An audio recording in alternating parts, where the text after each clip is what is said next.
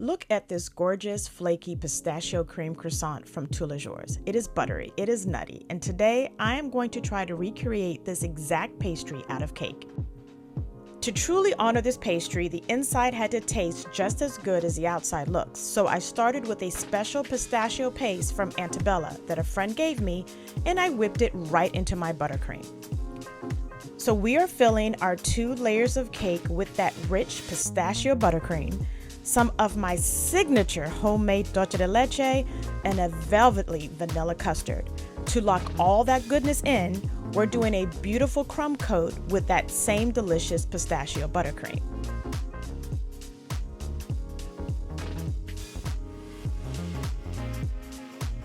So next up are details. The real pastry has chopped nuts on top, so we're making our own out of modeling chocolate. I'm using my trusty sugar shapers to press in those natural lines so they look like they came straight out of a shell.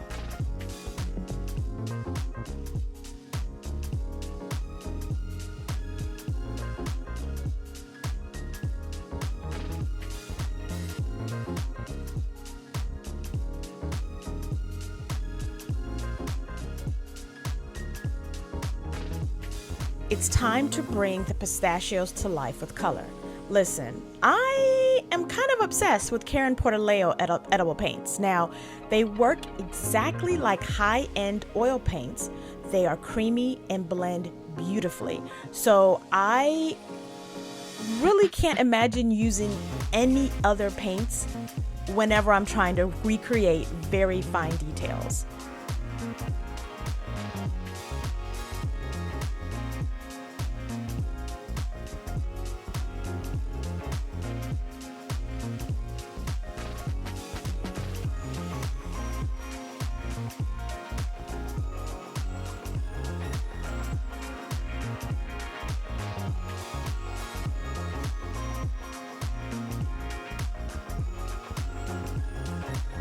Okay, so here you see me chopping up the pistachios so that they look just like they look on them daggone pastries, right? So I use a lot of clay tools that I get from like Michael's or way back in the dark ages when we had Joann's Fabrics, and I use them exclusively just for creating food items. So they never touch anything else in my kitchen except for food. So definitely go down your clay tools aisles and see what you can use on any of your cakes.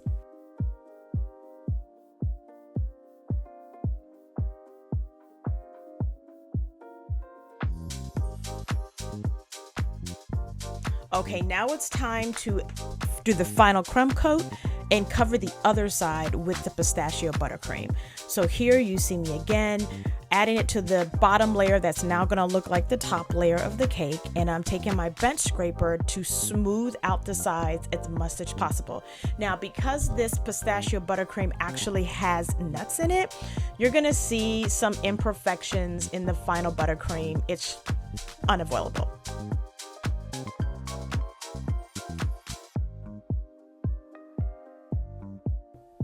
So I colored my fondant with a very pale yellow, and then I added a drop of green and some white to get this neutral yellow color.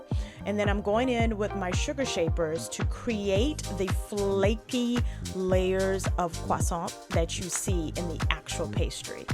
Sugar shapers come in all sizes, different hardnesses. I don't know if that's a word, hardnesses.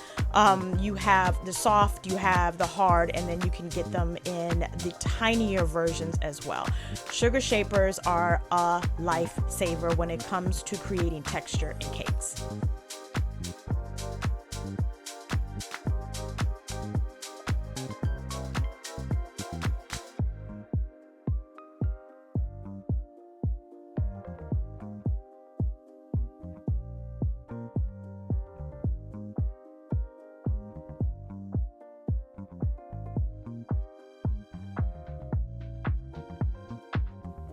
All right, so I'm flipping the cake over and I am in the process of sort of crimping the edges to give that look of the croissant areas where they kind of bubble over, if that makes any sense. So as you know, bread is never flat. right? You're gonna have layers, you're gonna have dips and curves. So I wanted to make sure that I used my number one tools, which are my hands, to create that look on the edges of the cake.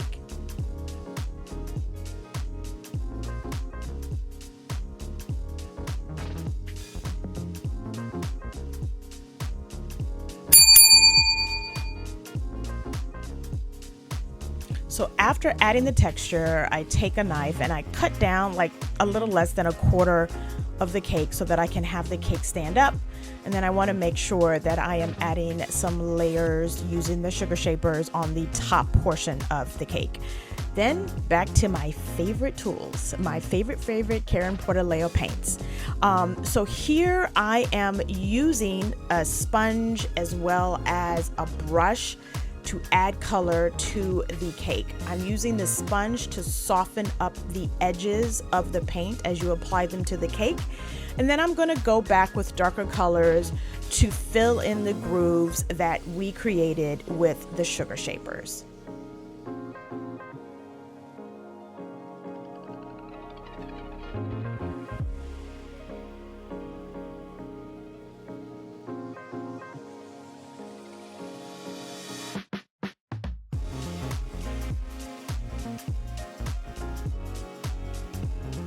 So this is where I tell my students to take your time and enjoy the process. Do not rush adding paints, because if you put too much paint onto the cake, it can look muddy, right? So you want to take your time and go by layer by layer. I know sometimes you'll feel like, man, I can get this done in 20 minutes instead of taking an hour to do so. But when your clients are asking for cakes that look real or have a certain appearance, you have to dedicate the time to create it for them. Because at the end of the day, listen, you want them to be happy, right? You want them to say, this was worth what I paid for. So take your time, don't rush it, put on some good music, get into the groove, and just have fun with it.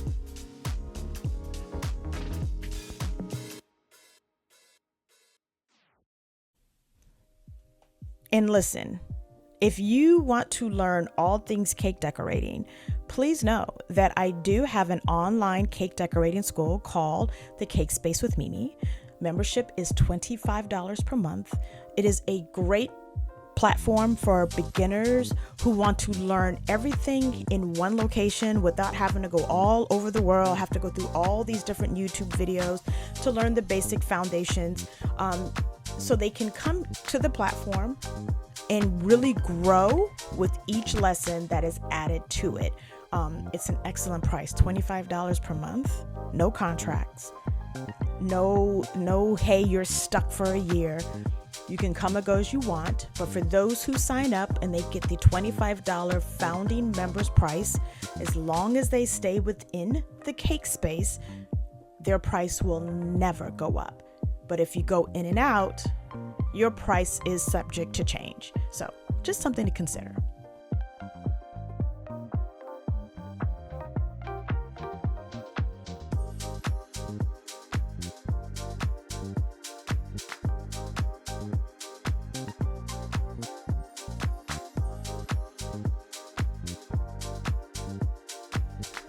Okay, so I wanted to give you a side view perspective so you can see me adding color into the grooves that we created using the sugar shapers. And as you can see here, I am lightly dusting in the inside grooves with a darker color. It was really a mixture of that yellow, ochre, brown, and a little bit of red. And then I am taking the larger brush and I am placing it inside of my I use Everclear into my Everclear, and then as it's wet, I'm going back and going over the dark edges so that I can soften them up and they look like they're blending in.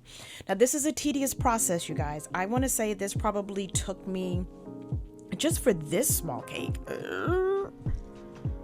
maybe 40 minutes? But that's also because I have OCD.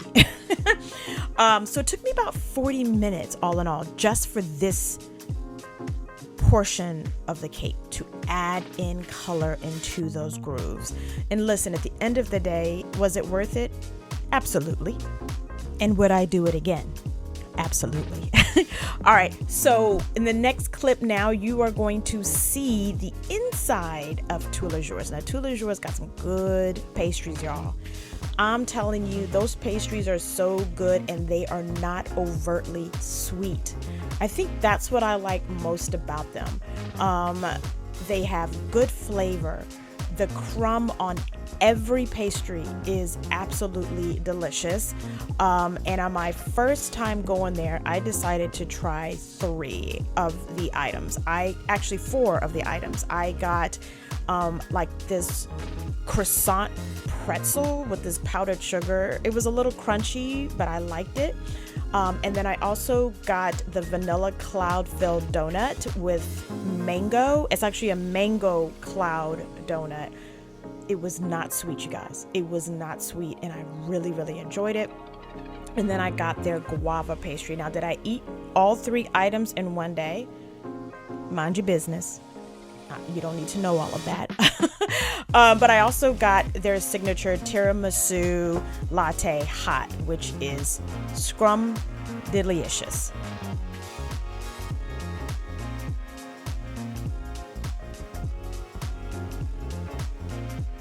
Okay, so here I am pouring over a chocolate drip to mimic the real topping from the shop. And once I do that, I am going to add my chopped modeling chocolate pistachios to the drip. And I'm going to go back to those edible paints to paint the inside of the cut pieces to show that fresh green meatiness.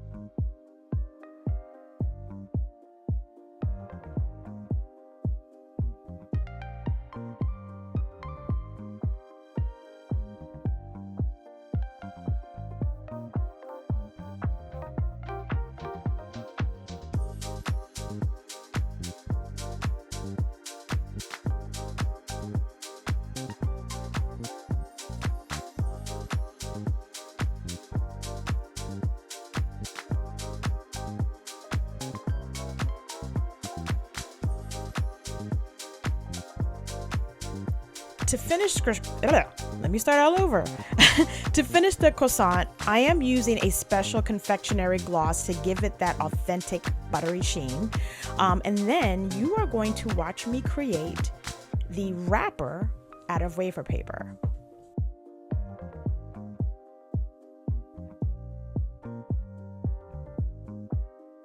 To get the wafer paper pliable, I do have to steam it. Otherwise, if I just try to create those folds, the wafer paper will actually crack and break.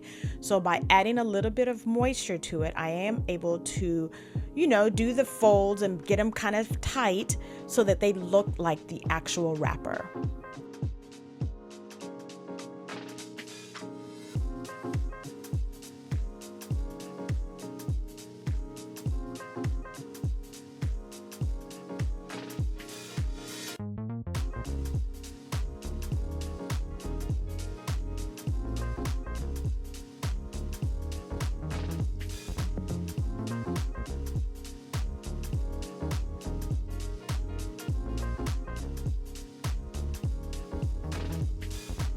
So we are almost done, and what I am doing is I am cutting up the fondant to create the box that the pastry sits in. So I added a little bit of modeling chocolate to it, but not a lot.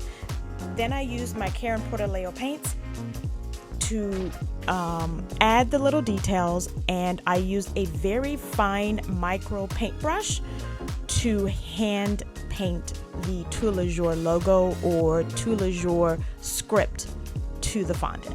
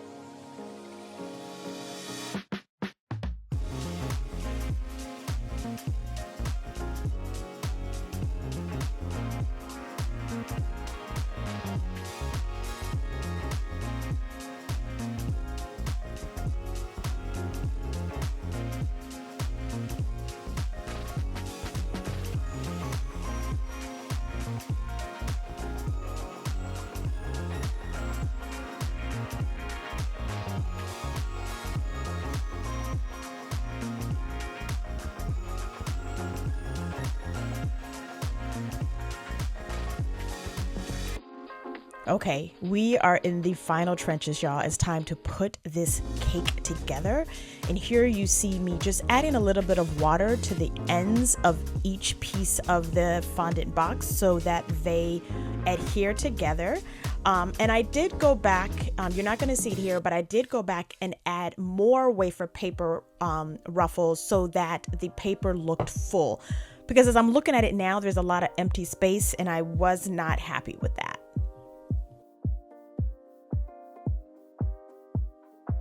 And here she is, guys, the final cake. I cannot wait to see my girlfriend's reactions tonight when I take it to our gathering.